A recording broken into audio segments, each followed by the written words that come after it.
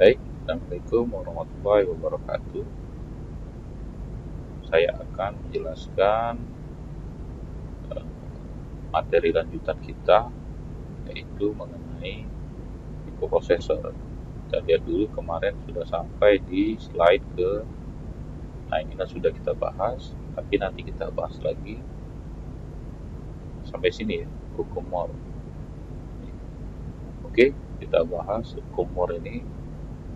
Nanti kalian lihat hukum Moore ini secara lengkapnya, bisa kalian browsing di internet. Nah, ini yang pertama, the number of transistor on integrated circuit doubles approximately every 2 years. Jadi hukum yang pertama ini yaitu jumlah transistor yang terintegrasi di dalam IC dalam chip itu 2 kali lipat setiap tahun. Kemudian prediksinya itu ditingkatkannya lagi. Kalau kemarin itu dia setiap 2 tahun yang pertama, kemudian 1965 ini 58 until 1965 itu diprediksi lagi, yaitu jumlah komponennya itu double setiap for at least 10 years. Jadi dia double setiap tahun. Kalau kemarin 2 tahun, sekarang jadi setahun selama 1 dekade. Itu prediksi mereka. Kemudian ternyata perkembangannya terus. Nah, itu sudah kita bahas kemarin. Yang kita bahas dibuat makalah itu perkembangannya dari prosesor yang 8080, ini yang 6 bit ya. Ini kita lihat datanya ini hanya 8 bit. Kemudian kecepatannya million instruction per second itu hanya 0,64 ya. Itu jumlah sistemnya kita lihat itu ada 6000. Kemudian clocknya itu adalah 2 MHz yaitu. Kemudian kecilnya itu dalam 6 mikron. Kemudian tahun keluarnya 1974. Nah, ini Pak juga belum lahir. Kemudian pada tahun 1979, nah ini baru Pak lahir. Muncullah 8088 sebanyak 29.000 transistor ya, dengan ukurannya itu sebesar 3 mikron. Nah, kecepatannya sudah 5 MHz. Nah, ini ada yang 8 bit, ada yang 16 bit ya. Jadi dia sudah ada yang 16.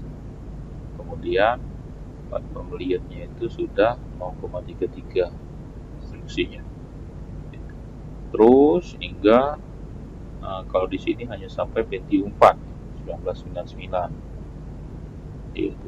Ini dia sudah 9.500.000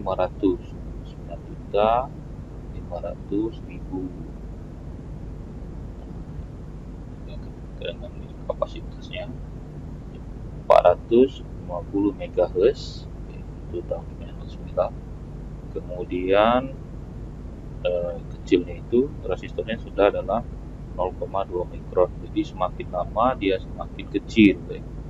Oke, yang sekarang ini sudah dia 32 bit dan 64 bit busnya ini. Jadi dia sudah memiliki 64 bit busnya itu. 30 bit data dengan 64 bit busnya. Kemudian sudah bisa mengeksekusi sebesar 1000 million instruction per second. Jadi dia sudah dapat menginstruksi atau mengeksekusi itu sebesar 1000 per secondnya itu. Nah, jadi ini berdasarkan buku yang Pak itu, jadi dia hanya sampai 99. Nah, itulah mengapa di tugasnya itu kalian buat yaitu sampai dengan yang sekarang ini dari 1974 itu sampai dengan sekarang ini kita pada 2020 sampai dengan 2021. 2021 itu dibuat perkembangannya itu, sampailah misalnya 8080 itu sampai dengan i9 atau i7. Jadi apa ini dibuat seperti itu di tugasnya itu. Oke, kita lanjutkan dulu penjelasannya. Kemudian ini berdasarkan hukum Moore. Nah, diprediksinya yaitu pada tahun 2010 ini, nah, dia sudah 10 miliar. Nah, tapi sekarang sudah 2021 dia hanya sampai dual core atau 2 prosesor. Ini dia sampai sini. Nah, ke atasnya ini dia tidak bisa memprediksi karena kita tahu bahwa perkembangan dari teknologi semikonduktor itu memang sudah sangat maju, malah sudah dia sampai tingkat nano prosesnya. Nah, di tahun 2010 saja itu ada 10 miliar, 10 tahun yang lalu, 11 tahun yang lalu. Apalagi sekarang 2021 ya, mungkin sudah bermiliar-miliar, bertriliun-triliun transistor. Jadi itulah gunanya tugas kalian kemarin dijelaskan. Oke, kita lanjutkan dulu. Nah, ini sampai 2011 prediksinya 2 miliar. Tadi 10 miliar, ini 2 miliar 2011 ngomongnya. Oke. Nah, ini arsitektur dari mikroprosesor, arsitektur standar. Arsitektur standarnya dari D0 sampai dengan D7. Ini yang standar yaitu 8085. Ada yang mengatakan bahwa ini adalah Master Processor Unit (MPU). Ada yang ngomong CPU. Tidak masalah. Central Processing Unit, Master Processing Unit, ya tidak masalah. Yang penting itu arsitekturnya sama. Oke. Nah, jadi kalau kita lihat di sini, yang pertama kali kita lihat adalah lebar data. Nah, lebar datanya itu adalah 8 bit ya. Lebar datanya 8 bit. Jadi kalau disuruh analisa. Kemudian lebar alamat aksesnya itu ada 16 bit. Jadi kalau kita sekarang 64 bit, kalau 8085 itu masih 16 bit lebar apa nih pasnya. Sedangkan untuk datanya ini apa ini dia ada 8 bit. Nah, di sini ada memori. Jadi ada memori internal dan memori eksternal. Jadi di dalam apa ini MPU juga dia memiliki memori eksternal, memori internal. Kemudian ada input juga, ada output. Di sini I/O-nya. Ini input, ini output, ini memori. Di memori ini dia ada namanya itu RAM, Random Access Memory atau memori sementara.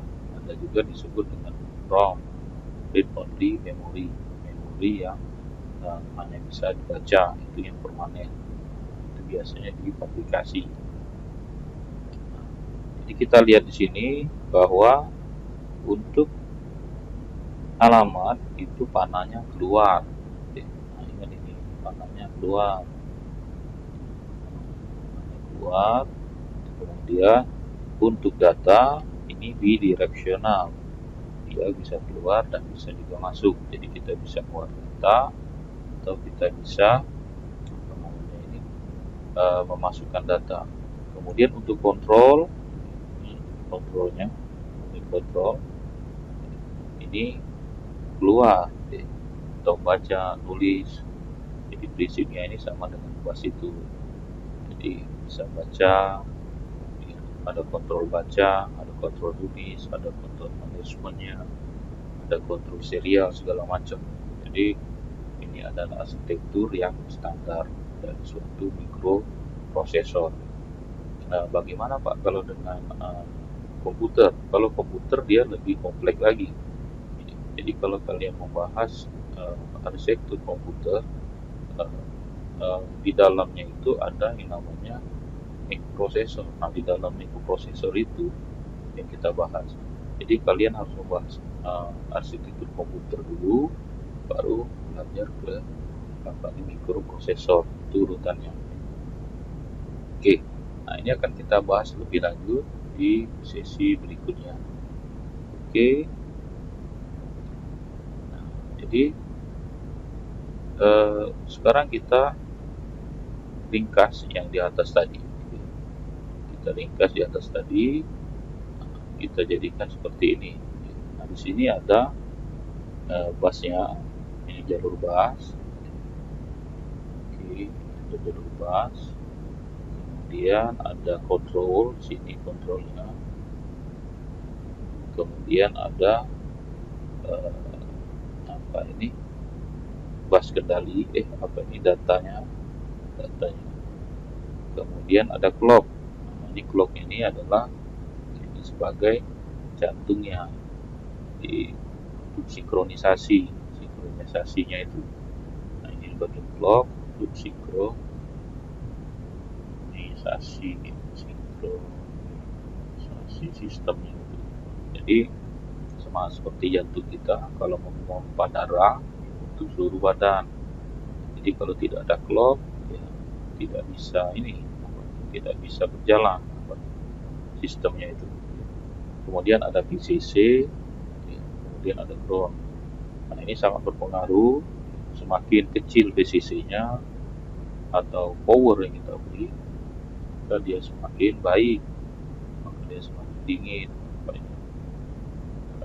prosesor jadi umurnya semakin panjang. Tapi kalau dia VCC-nya 12 volt misalnya, nah ini dia dayanya besar. Kalau dayanya besar ya dia panas sih nanti untuk konsumsi daya, dan baterai juga cepat habis. Kemudian ada ground, nah, ini untuk groundingnya ke tanah. Oke, clock akan kita bahas lebih lanjut. Ya, tapi di atas tadi kita sudah ketahui bahwa clock ini itu adalah frekuensi. Nah, di atas tadi ada berapa? 5, 12 ya. Kita lihat itu. Kita lihat ke atas lagi. Nah, ini bagian clocknya ini, speednya ya, untuk mengatur kecepatan.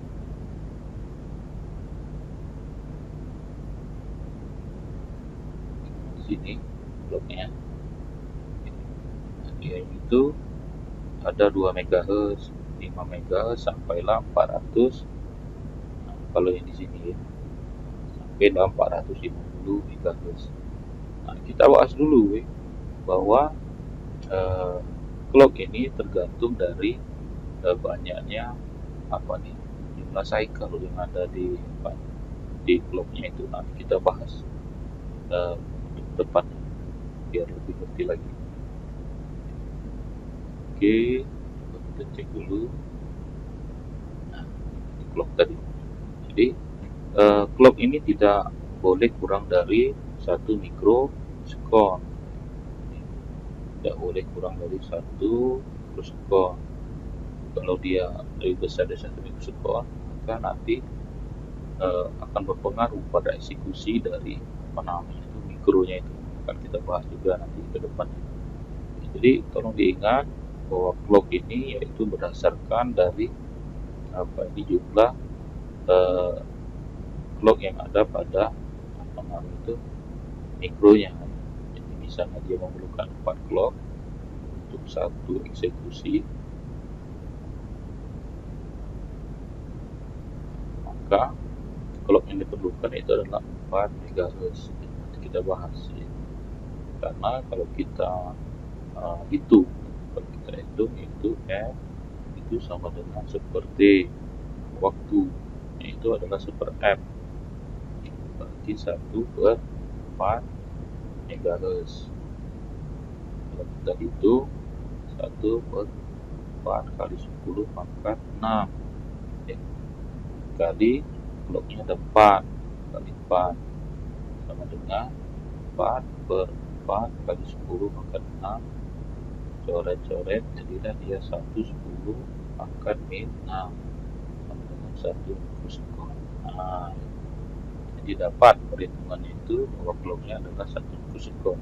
Nah, aplikasinya di mana? Nanti kita lihat di TopView Simulator juga mengapa kita menggunakan 12 MHz, tapi nanti kita bahas dulu di PIC. Di PIC itu microcontroller PIC. Nah, untuk saat ini kita hanya membahas masalah apa itu pembacaan dan baca tulis.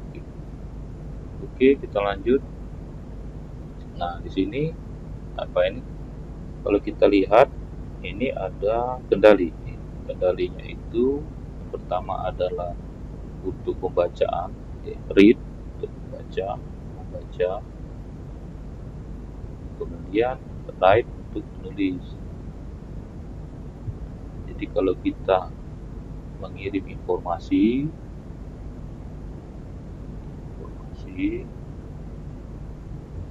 maka kita menggunakan sinyal ini. Tapi kalau kita menerima informasi, dia mengirim menerima, salah balik ya. Kita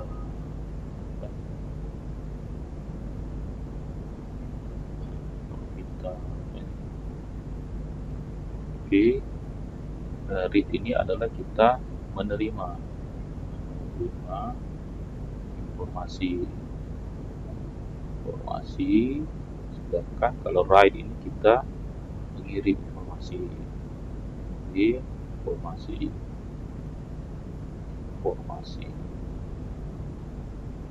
Nah, ini proses yang standar yang ada pada prosesor. Jadi kita ngirim dan kita baca. Kalau kita baca I/O, baca ini segala macam, berarti kita menerima informasi. Berarti yang aktif itu adalah sinyal read.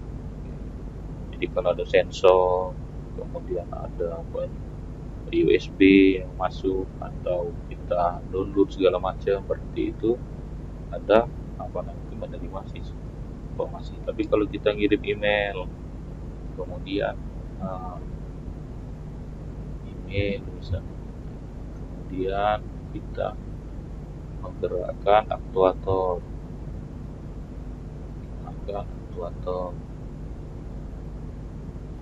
ya, atau output lainnya di bagian input. Nah, itu namanya kita menulis informasi. Jadi mulai sekarang sudah bisa mengerti untuk proses baca tulis itu kita memerlukan sinyal kontrol ini, read dan write. Nah, kemudian mengapa dia ini ada tanda ininya, R, D ada ini. Nah, berarti sinyal ini dia aktif rendah.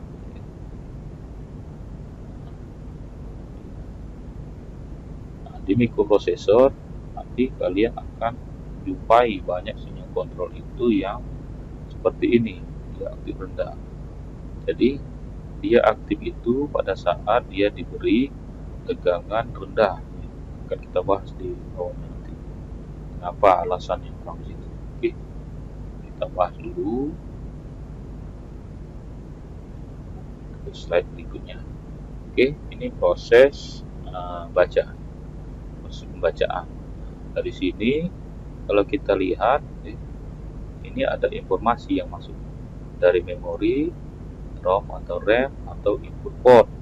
Kalau kita baca posisinya, berarti dia dari memori, kemudian ada dari memori atau dari input port. Jadi dari memori internal, ROM atau dari input port. Yaitu input port itu ya bisa berupa data. Kemudian ada yang namanya sinyalnya ini, berarti kita aktifkan sinyal read ya. Readnya itu dia membaca. Kemudian ada yang namanya resbus ini. Nah, Apa dia panahnya keluar, ya kita memberikan informasi. Jadi kita memberikan informasi alamat untuk menampung data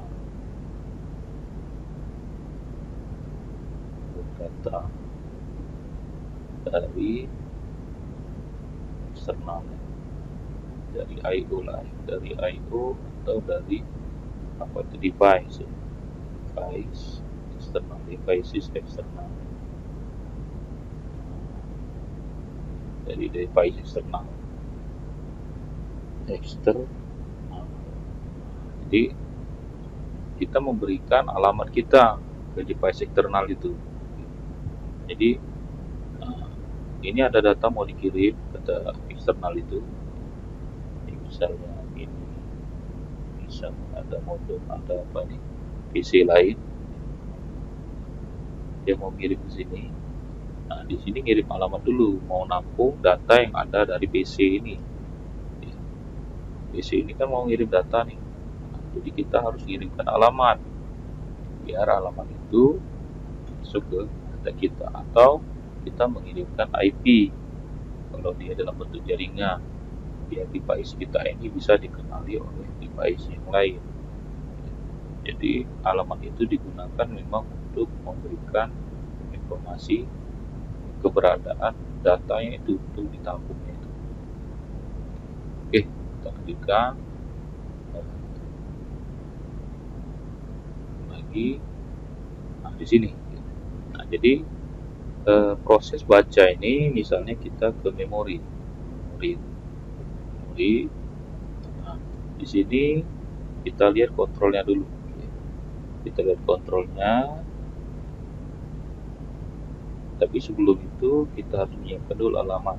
Jadi alamatnya ini, misalnya alamatnya 3000, bisa kirim di sini. Memberitahu pada device ini bahwa alamat yang ada itu adalah 3000.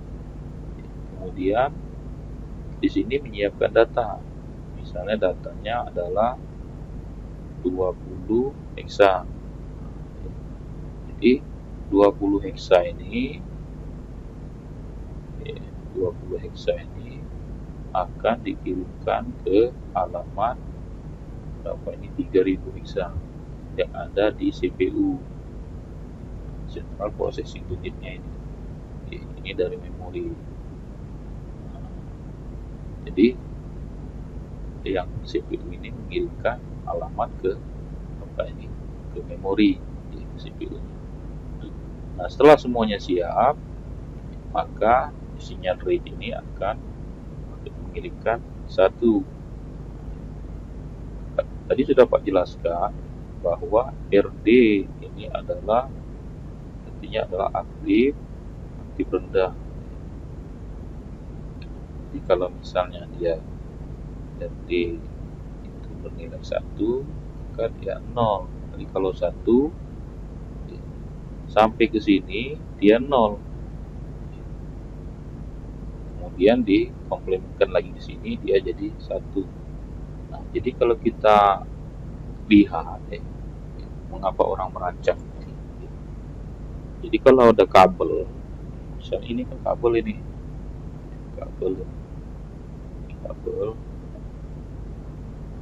media mau untuk menghidupkan sinyalnya itu. Nah, kalau kita lihat disinilah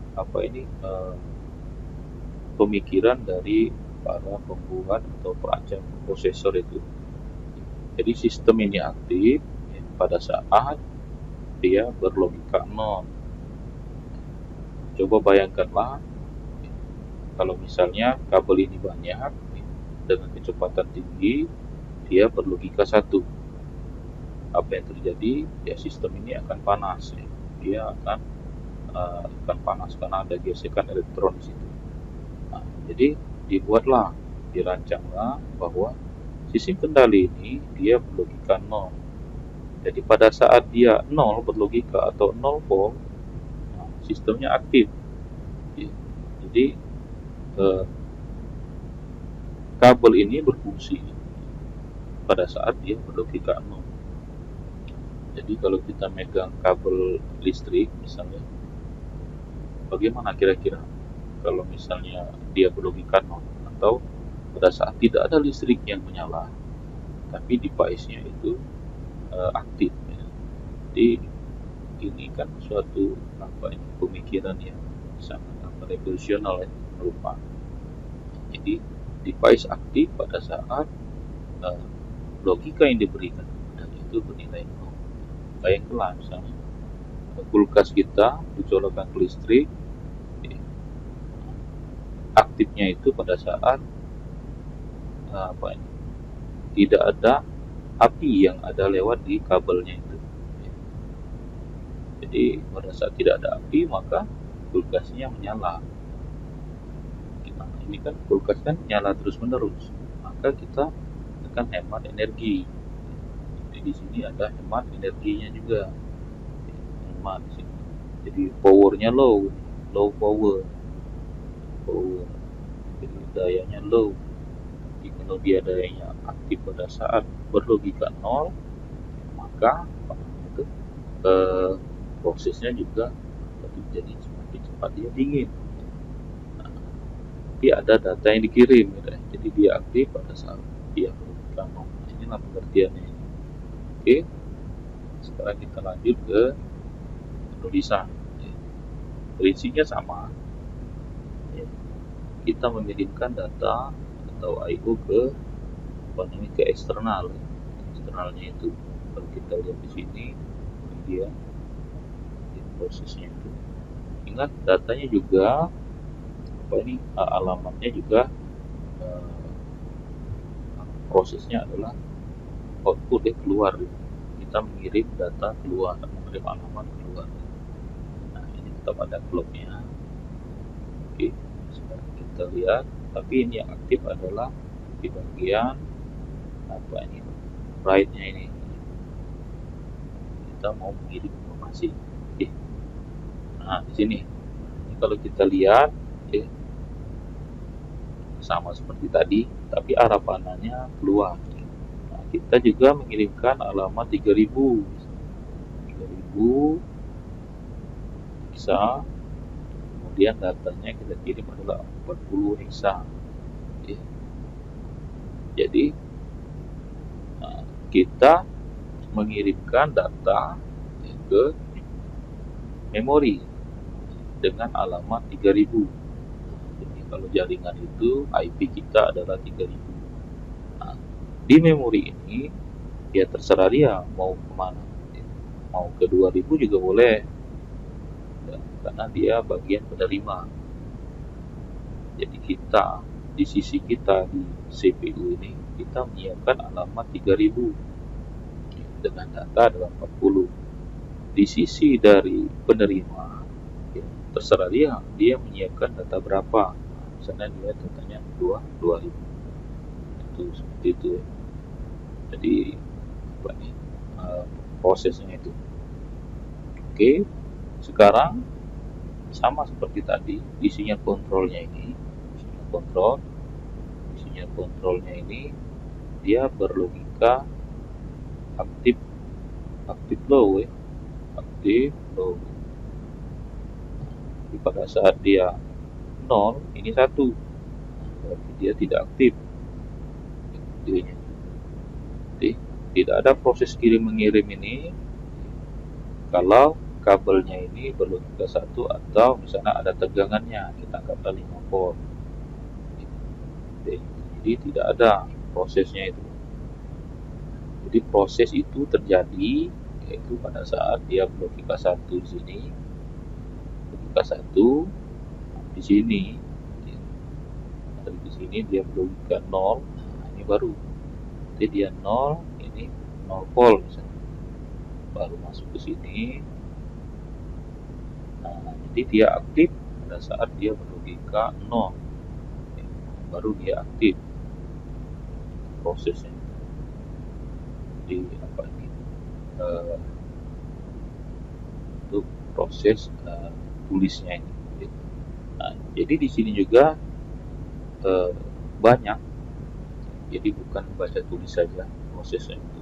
Ada tempat tadi ada pengecekan data, checksum, ada pengecekan, ada apa ini, acknowledgement-nya, kemudian ada untuk pengecekan memori, apa yang direct access memory dan segala macam. Tapi yang kita bahas ini adalah prinsip dasarnya mengenai pengembangannya itu, sampai berapa banyak kendali yang ada di pin-pin kendali yang ada di prosesor, yaitu sesuai dengan perkembangan. Tapi filosofis dari proses baca tulis ini harus tahu kalian proses transfer datanya antara device satu ke device lain. Dia harus menyiapkan memori. Kalau dia baca, dia harus menyiapkan memori, harus menyiapkan apa ini tempat datanya itu, dan proses aktifnya itu seperti apa. Kemudian juga pada saat dia menulis, ya, dia juga harus menyiapkan alamatnya, memorinya itu, kemudian menyiapkan data, nah, seperti itu. Jadi apa ini prinsipnya itu boleh dipakai di mana saja, boleh di jaringan, boleh di Bluetooth, itu kan belum ada. Jadi boleh di Bluetooth, boleh di komunikasi yang lain, field communication. Tapi prinsip dasar atau filosofis dari komunikasi yang ada pada prosesor itu seperti ini. Jadi apapun device-nya nanti, kalau proses baca, ini sudah ngerti. Kalau proses nulis, dia seperti ini. Kalau proses baca, berarti kita menerima informasi. Kalau proses nulis, berarti kita memberi informasi. Jadi Pak rasa seperti itu, itu penjelasan Pak pada. Oke, kita akan diskusikan, karena tugasnya ini kan sudah kita bahas kemarin, sudah Pak berikan dulu tugasnya. Jadi tugas kalian sekarang adalah meresume apa yang sudah Pak berikan.